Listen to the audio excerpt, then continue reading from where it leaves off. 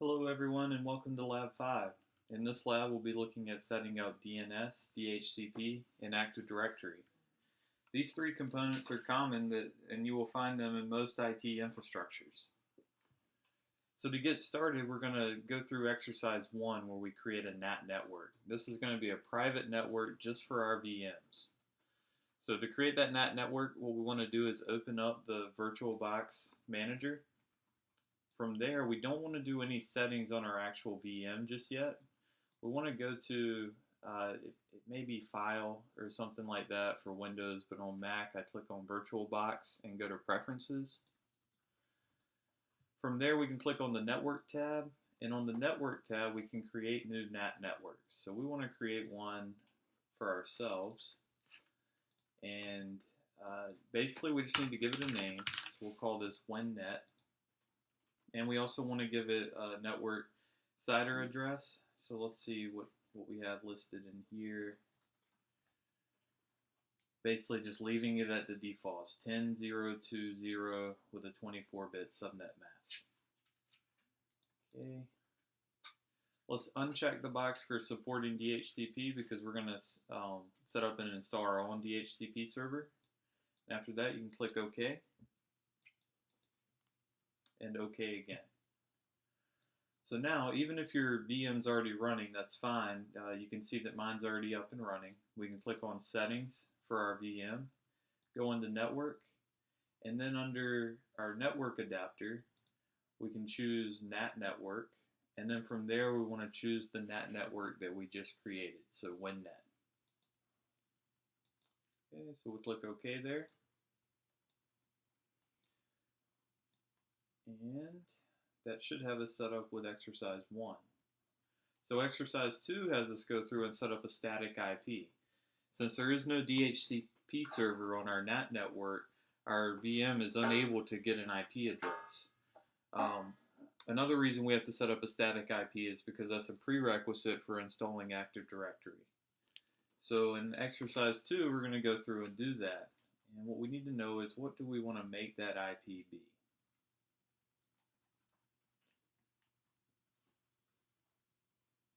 So our default gateway is going to be on 10.0.2.1.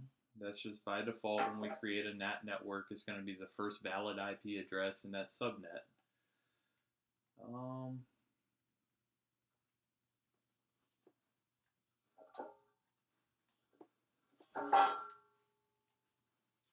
Okay, so we'll set our IP address to be 10.0.2.10. And then we also have our other settings here as well, like our gateway. And our default mask is your typical 24-bit subnet mask.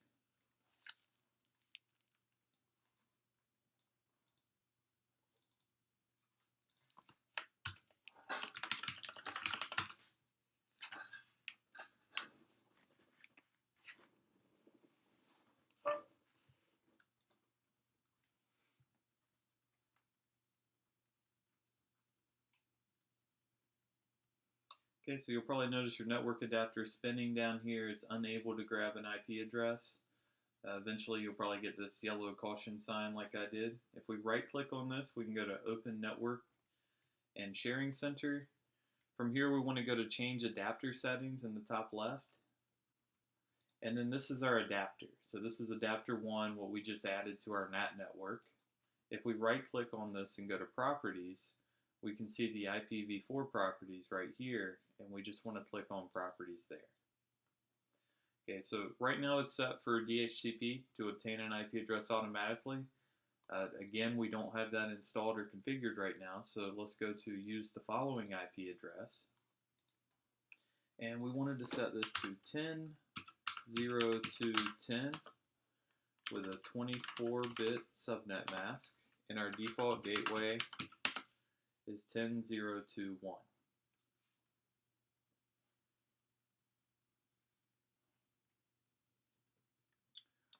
Okay, from there we should be able to use a preferred DNS address of 10.0.2.2. That's usually our host machine. So one thing we can do here is we can click OK, make sure that we actually get an IP address now.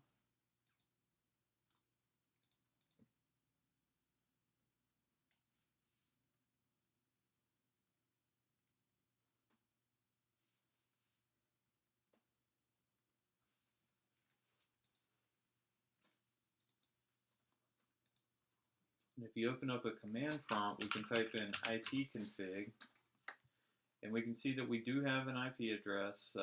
We do have our gateway set like we configured. If we try to ping something like google.com, we are not able to get out.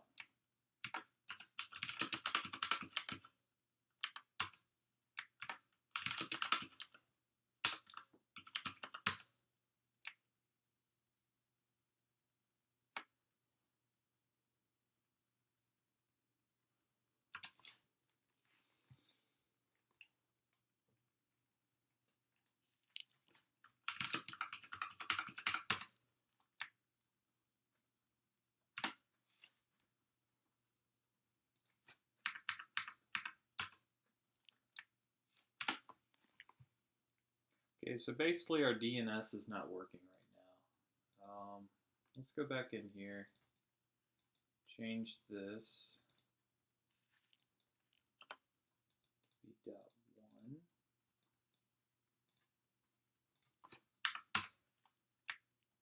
Awesome, so that does work.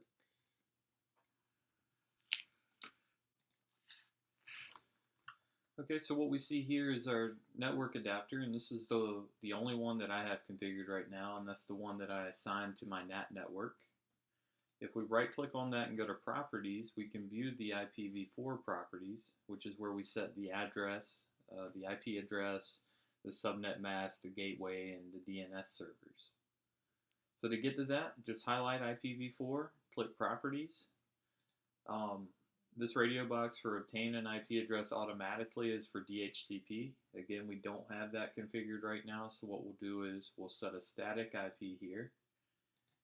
And for our IP, we'll have that be 10.0.2.10.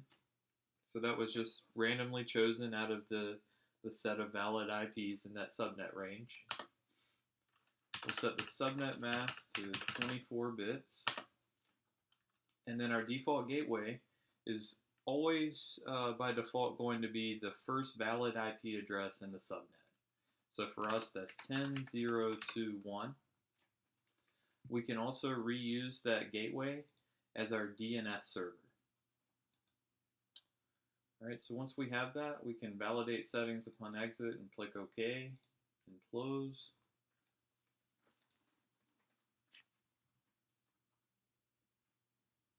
Okay, so we couldn't identify any problems. That's good. We don't have the yellow caution sign down here anymore, so that's good. One thing that we can do is we can open up a command prompt and verify that these settings have been saved.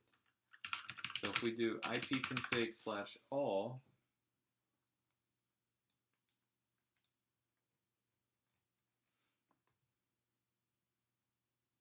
we'll see our Ethernet adapter here has an IP address of 10.0.2.10 like we assigned it, the default gateway, and we can also see the DNS server. In addition to that, we can also make sure that we can look things up like google.com. So if we try to ping google.com, the server is going to have to use the DNS server to resolve the mnemonic google.com to the IP address. And since I was able to do that, I'm able to verify that DNS is working as well as networking is working, as I'm able to get out and actually get a reply from google.com here.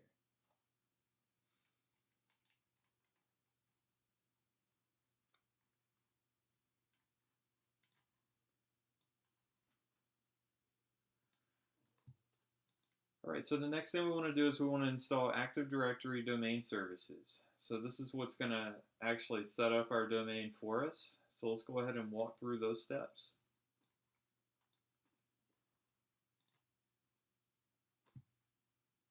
So this is a role that we'll be installing.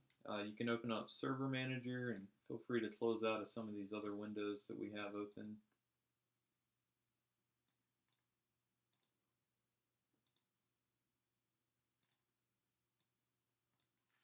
Okay, so once we have that up, go ahead and right-click on Roles and click Add Roles. We want to install Active Directory Domain Services, so we'll check that. As part of that, we'll need .NET 3.5.1 installed, so we can also add that from here and it'll take care of that for us. And we'll just click Next. next. It's letting us know what it is going to install, and we can just click install here and wait for the installation to finish.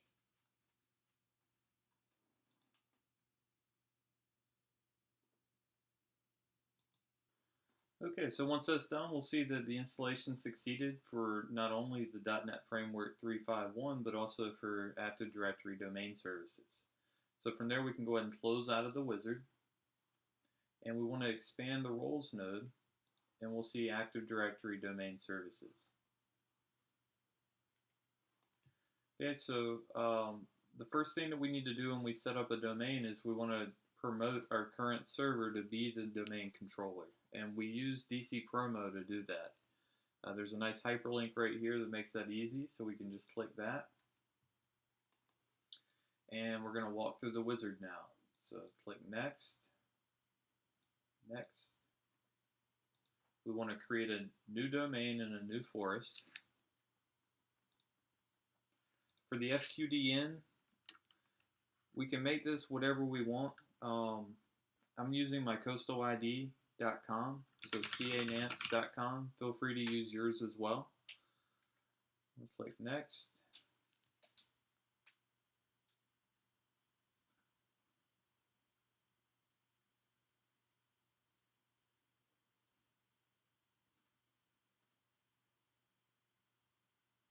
All right, we want to set the forest functional level. This is basically with each new operating system, new functionality comes out for Active Directory domain. So we can go ahead and set ours to the highest one, 2008 R2. Click next.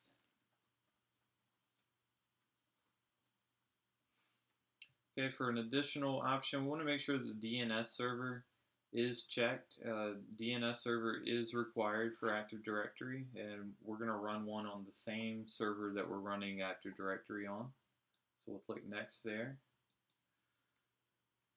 We will get this warning about DNS delegation. That's okay. We can go ahead and click yes for continue there. And then from here we can accept the defaults. So the default location for the database, the log files, and the sysvol folder. We need to set a password. So make sure that you remember this password. This is going to be for the administrator account on the domain. So technically that is separate from the administrator account that is for your local server that we've been logging in with so far.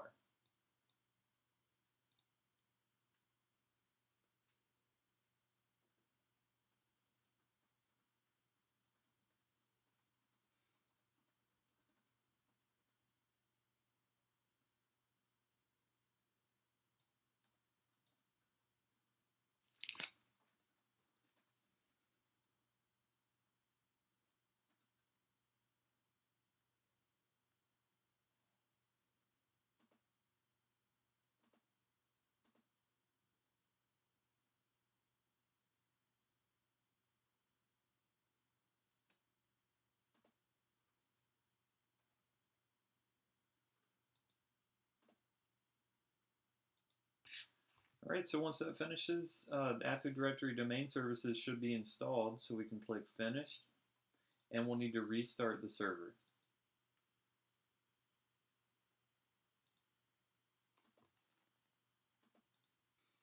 All right, so once that's rebooted, you'll see that the login prompt is a little bit different. We have our domain name in front of our username, so we're going to log in with the domain administrator account, and that's going to be using the password that we just set in the wizard previously.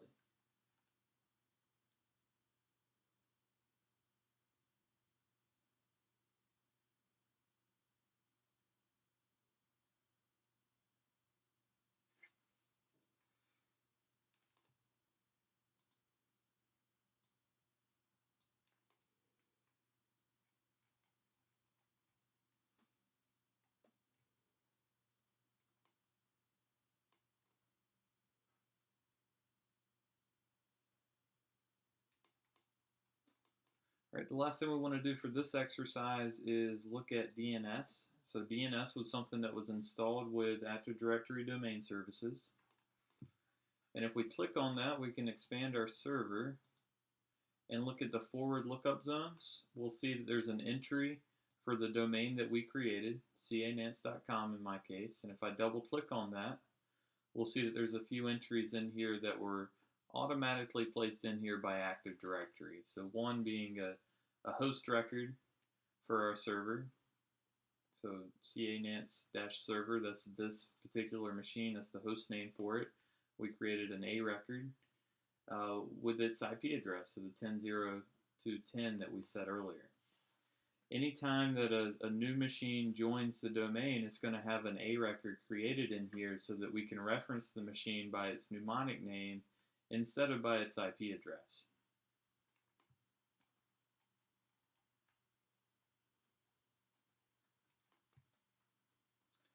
Alright, so in exercise 4, we want to go ahead and configure DHCP.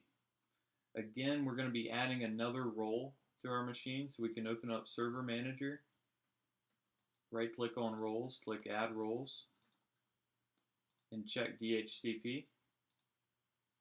From there, we can just click Next. It's going to ask what interface we would like for it to listen on. We only have one, so this 10.0.2.10 is just fine.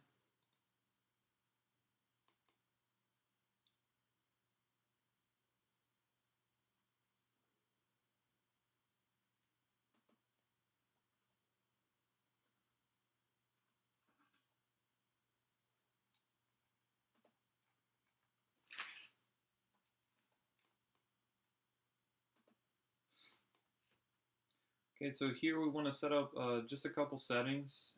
One is our parent domain. canance.com is fine. That is the domain that this exists in. The preferred DNS server. We don't want for this to be localhost. Of course, that's going to work for this machine, since this machine has DNS running on it. But if we have another machine join, its localhost more than likely won't have a DNS server. So what we want to do is set it to its in this case, a private IP address, the 10.0.2.10. And if we wanted to, we could put in a second alternative DNS server. Typically in an environment, we would have redundant DNS servers, so we would have another one set up on a separate server. We would probably also set up a second instance of Active Directory so that it has a failover as well. But for now, we're fine with one. After we put in that IP address, let's click Validate, and it checks and makes sure that it is valid and listening for DNS. So we can click Next here. We don't have to do anything with Win, so not required.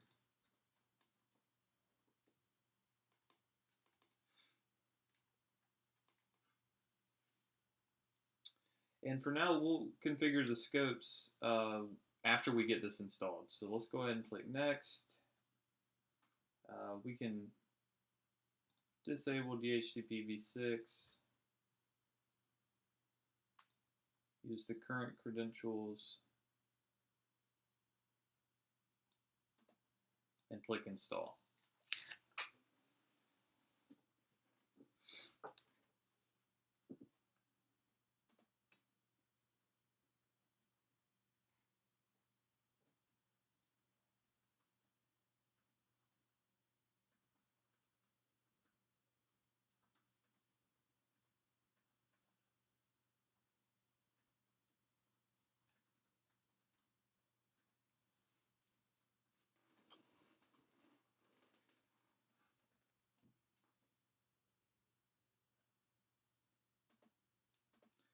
Alright, once that's successful, we can go ahead and close this and close out a Server Manager.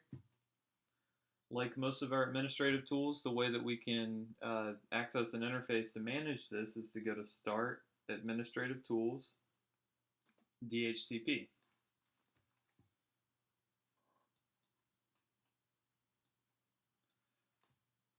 So we'll see our server in here. This is our DHCP server. We want to look at IPv4.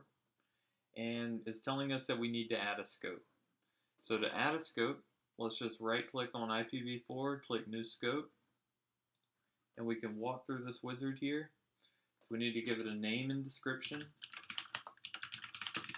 I'll just call this default scope. And this is a range of IP addresses that we're willing to hand out for DHCP. So we don't always want to use the whole subnet. Sometimes we want to have some area that we can put in static IPs. So for us, we're going to use everything from 10.023 to 10.0.219 for static IPs, as well as 10.0.2.221 up to 224, just for static IPs. And everything in between that we can use for DHCP. So where do we want to start at? That'd be 10.0.220, and we want to end at 10.0.2.200. Our subnet mask is 24 bits. Okay, so we want to make sure we get that correct, and we can click next. We can do exclusions if we want. We don't want to do that right now though, so we can click next here. And the duration of the scope leases is something that we can configure. For us, we'll be okay leaving it at 8 days. For a network that's going to see a lot of traffic, for instance, we've run into this problem before in an old job where the library was constantly seeing new devices and having to hand out new IP addresses. Well, if the lease time is very long, then what can happen is you'll exhaust all of your IP space, and there won't be any to give that new device when it comes on. So the solution for us was to change the lease time, as well as to add another scope, so there's more subnet or more IP addresses available to hand out. All right, so we'll leave this alone at 8 days. We want to configure DHCP options right now. No, we'll worry about that later. Okay, so click next. Now we need to activate this. So if we right click on the scope, we can click activate. If we come back here, we see that it's now active.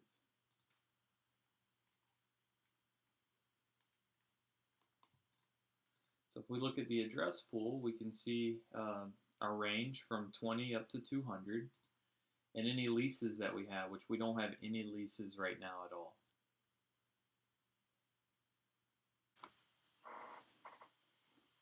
Alright, so there is one more thing that we want to do before we can test this out. So the last thing we want to do is set our router, our gateway that we're going to hand out to clients when they request a DHCP lease. So to do that, that's under Scope Options. If we right-click here, we can go to Configure Options. Option number 3 is Router.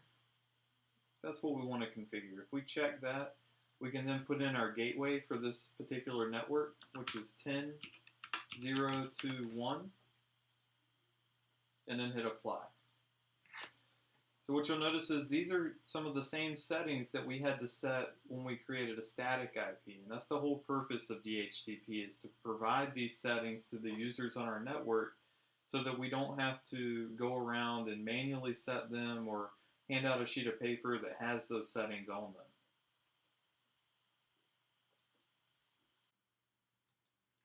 So one thing we can do to test this is we can take another VM. So I happen to have a few other VMs here, so let's grab one and see if we can't get a DHCP lease. So I'll start up Windows 10.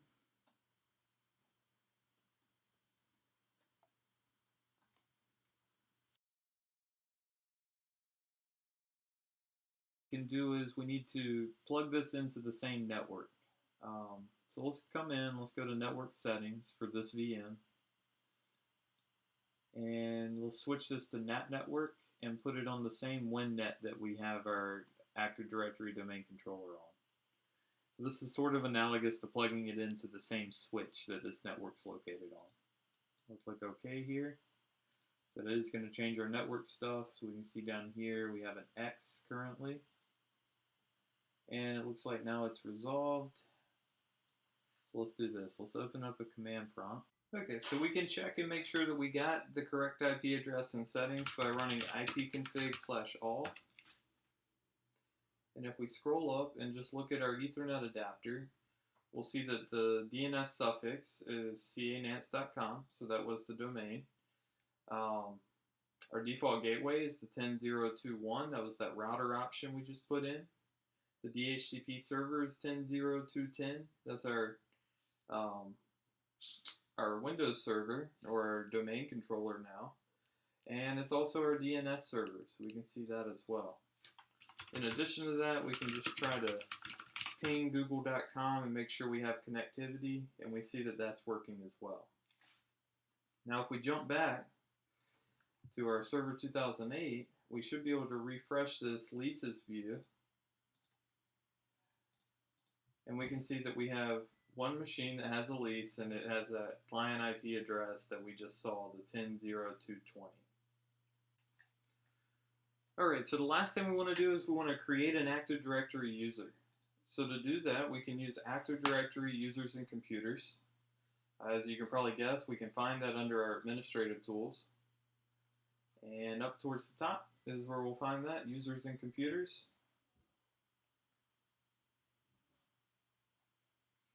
We want to expand our domain. So this is our domain. It's organized sort of logically into a hierarchy here. Users is obviously where users will typically go. So in here, we can create a new user. So I'm going to add an account for myself here. And for my logon name, I'll just use my first name. Click next. We need to put in a password. Typically, we'll allow a user to change that password on the first login because we have to set something. Additionally, we could disable an account if we wanted to just have one created that is currently not enabled, maybe used for a vendor or something. If we didn't want for the password to adhere to the password policy, then we could say that it never expires. But for us, we can leave these all alone. Click next here and finished. Oh, and I didn't choose a password that was tough enough, so let me go back and just put in something different. Okay, so we see that we have that user account created. Something else we may want to do, since this is ours, is we can go in and add this user to domain admins, which gives them admin ability on the domain. It also typically will give them administrative access on a local server when they log onto it. So let's double click on domain admins. You'll see that that is a security group. If we double click on that, we can look at the members. Right now the only member is administrator. That was the original account that we created. But let's add another one. So anytime you want to add an account, we typically use this little search box. And here we can put in the account name, and if we hit check, it'll go out and find it, and we can see it found it because it shows the first name, last name, username at domain. So from here, just go ahead and click OK. OK. And now if we go back into our user account, we can see what groups this user is a member of by clicking on the Member Of tab. And what you'll see is our account is now a member of domain admins, and by default, all users are members of domain users. So we can click OK there as well.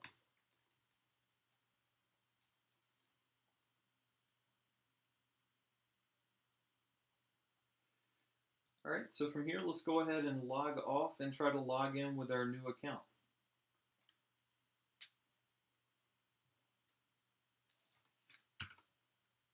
So we want to switch users. Notice that it says log on to CA Nance, so that's the domain. We can just use our username and then the password that we assigned. So let me know that I must change it before my first log on.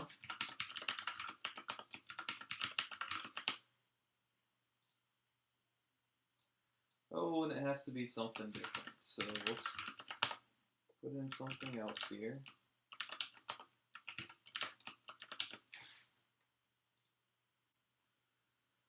Awesome, so we are able to log in. It's going to go ahead and set up our desktop. The last thing I want to show you guys is if we have other machines on our network, we can join them to the domain as well. So let's go back to that Windows 10 box. And before I do this, I'm just going to take a snapshot so I can reset this back later on.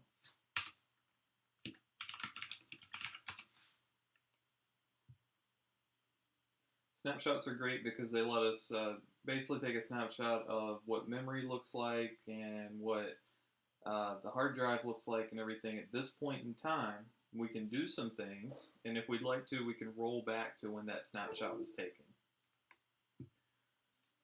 Okay, so let's go ahead and join this domain. So to do that, we need to go to Computer, open up a File Explorer, and click on this PC, Properties,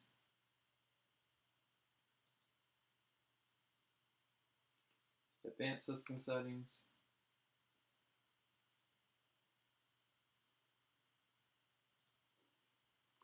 On the Computer Name tab, in here we can change from a domain or a work group. So if we click Change here, we can join a domain. We want to join canance.com. Now before we do this, it's very crucial that we already have our DNS server, our DNS settings pointing towards the DNS server of our domain controller, which it is because we have a DHCP address. But that's how it's going to resolve where canance.com is. So if we click OK here, it's going to ask me for some credentials so that we can join that domain. I will just use the administrator account.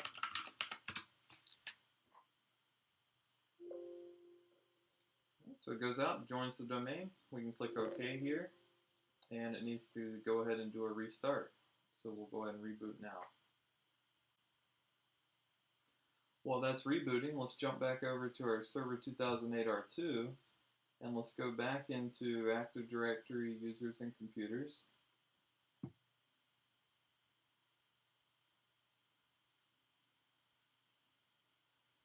If we expand our domain and look in the computers node, we can see that there is one computer. Marge, that's my Windows 10 VM, so we can see that we have joined that machine to the domain. And now anybody with the ability to log on to that from the domain is able to use their domain credentials. We come back over here.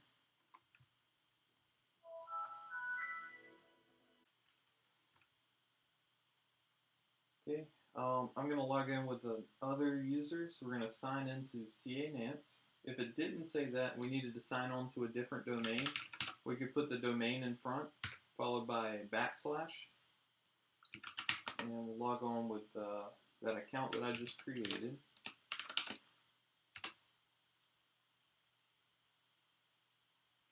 Notice it was able to pull my first and last name from Active Directory. And it should now be setting up the desktop for my first login. Alright, so I hope you guys enjoyed the lab. Again, if you have any questions, please feel free to reach out to me. If not, I'll see you guys in the next video. Thank you.